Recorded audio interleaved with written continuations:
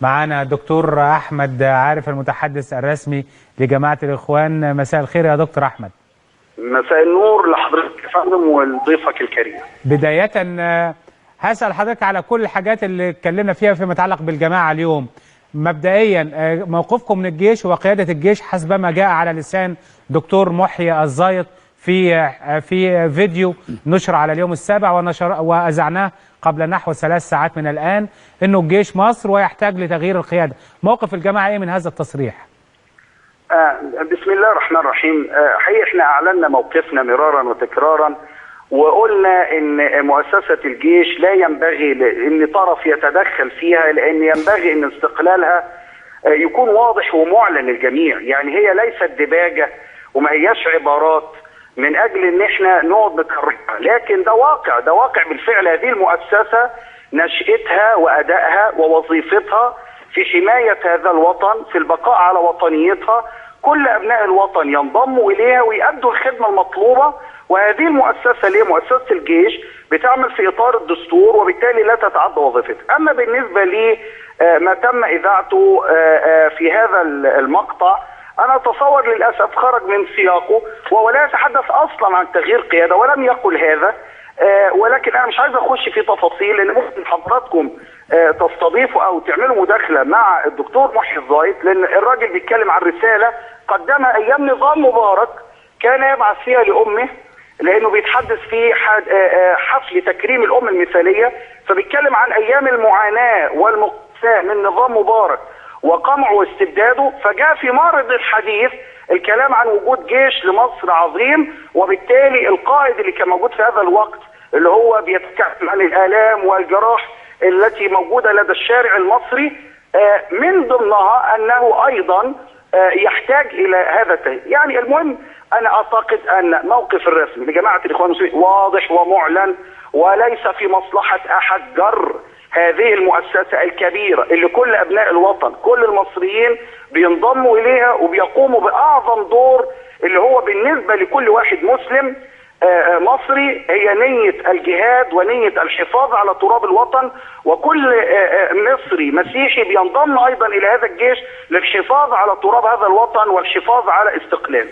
فبالتالي أنا أتصور موقفنا الرسمي واضح. أي عبارات تجتزأ أو تطلع من سياقها لابد نرجع فيها للأشخاص أنفسهم، ومع ذلك أي شخص صغير أم كبير من الإخوان أو من غير الإخوان يصدر عنه أي شيء بمعنى يسيء لأي مؤسسة من مؤسسات الدولة، يبقى لازم كلنا نقف في خندق واحد ندين هذا الكلام ونقف موقف حاد، لأن مصلحة الوطن لا تتحمل أي نوع من المهاترات. ده كلام محترم. وهسأل حضرتك الضيف الكريم دكتور أسامة الغزالي حرب، من شوية كان بيتكلم على الخروج من الأزمة اللي احنا فيها، انه يتطلب جلوس مؤسسة الرئاسة مع قوى المعارضة مع حزب الحرية والعدالة بحضور الجيش ممثلا لكي نخرج من هذه الأزمة. رأي حضرتك ايه؟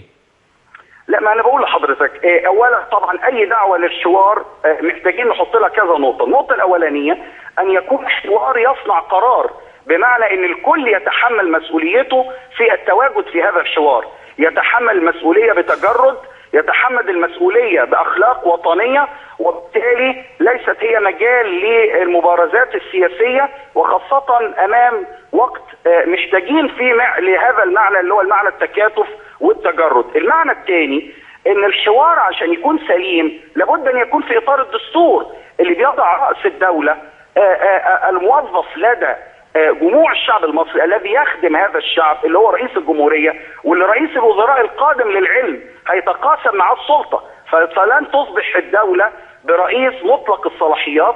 فبالتالي من إطار هذا الدستور مؤسسة الجيش بعيدة تماما عن ميدان السياسة، ولا يمكن أبدا دخولها مرة أخرى إلى ميدان السياسة. لكن رئيس الوزراء في الحكومة القادمة إن شاء الله بطاقم الوزارة اللي منه وزير الدفاع هو يشارك في صنع القرار، كل على حسب وظيفته وحاله. لكن لو كان نتكلم على اللحظة الحالية واللحظة الراهنة، أنا أتصور أي محاولة لوضع أي رتوش أو أي هوامش لاستدعاء الجيش في المشهد لن يفيد ويضع عراقيل كثيرة جدا إذا كنا بالفعل نريد ان احنا نطلع للامام. لكن دعني اقول لحضرتك الشارع السياسي الان للاسف بيقام عليه مشهد جنائي قبيح جدا، مشهد العنف والبلطجه. وادي حضرتك شايف الاحداث التي تدور الان حوالين دار القضاء. دار القضاء مالها ليست طرف في اي صراع، ليست طرف في اي نزاع. والشارع السياسي حتى يا اخي الحبيب وكل المشاهدين الكرام، مهما توقف الشارع السياسي عن الحركه حتى لو لم تكن فيه سيوله مروريه، لكن لا يستدعي ابدا ان يحصل حاله من استدعاء لمشاهد جنائيه، مشاهد عنف، مشاهد لا تقترب لا من قريب ولا من بعيد. واتصور ان اللي بيحاول يسكت عنها او يحاول يوظفها سياسيا هذا المكسب لن يدوم. اي مكسب ناتج عن قوه غضب او قوه عنف لن يدوم ما لم يكن معبر عن اراده هذا الشعب اللي بيرفض كل هذه المظاهر. دكتور احمد، كان في اجتماع مكتب ارشاد النهارده؟ ايوه يا فندم. ايه بقى الاجتماع اليوم اجتمع مكتب الارشاد. هل اخذتوا قرار بالنسبه او كلام حول السياحه الايرانيه وحضور الايرانيين الى مصر؟ استاذ الحبيب، احنا يمكن اتكلمنا قبل كده اتكلمت انا في مداخلات سابقه. موقفنا من قضيه ايران والشيعه حقيقي ملف العلاقات الدوليه، اي فصيل وطني هو جزء من المجتمع الاهلي، لكن مؤسسات طبعا الاحزاب لها دورها السياسي، لكن انا بتكلم على مؤسسات الدوله هي اللي بتراعي هذه العلاقات السياسيه.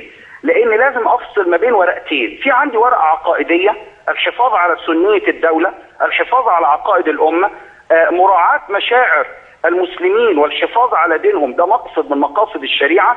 ده جانب يتكلم فيه الدعاة، يتكلم فيه مؤسسة الأزهر العلمية العريقة المحترمة التي تحافظ على مبادئ الدين الصحيح.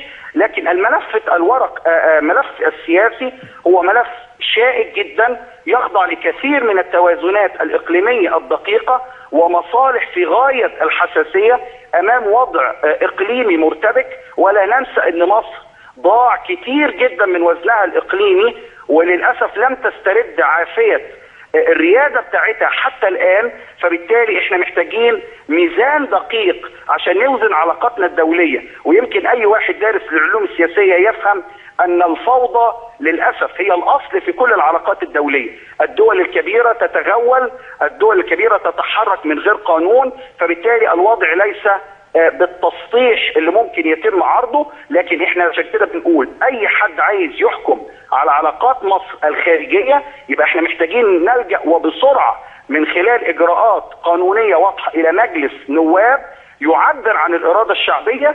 من خلال لجان مجلس النواب يكون في رقابه على الحكومه، رقابه على الخارجيه، رقابه على علاقاتنا. يبقى ساعتها الكل يطمئن ان انا عندي مؤسسه فيها اكثر من 500 عقليه محترمه منتخبه من الشعب المصري، دورها الرئيسي دور المراقبه والمحاسبه لكل صغيره ولكل كبيره. لان مهما اتكلمنا عبر الاثير او في الفضاء الاعلامي لن نستوفي اي نقطه حقها. شكرا دكتور احمد عارف، المتحدث اسم جماعه الاخوان.